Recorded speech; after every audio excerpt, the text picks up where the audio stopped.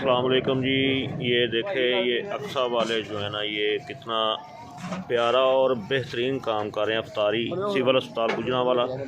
ये देखें, ये लोग अफ्तारी के लिए बैठे हुए हैं, तो इनके लिए दुआ करते हैं कि अल्लाह ताला इनको अपनी हिफ्ज़ मान में रखे।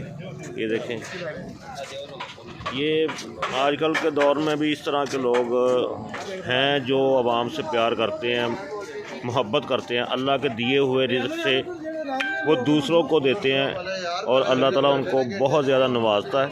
ये देखें, ये है गुजरांवाला का सिविल अस्पताल। तो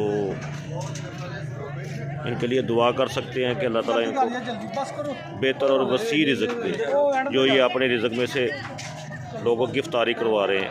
ये रोज़ा इफ्तार हो चुका है, तो ये देखें सिविल अस्पताल में अफ्तारी करवाई जा रही है।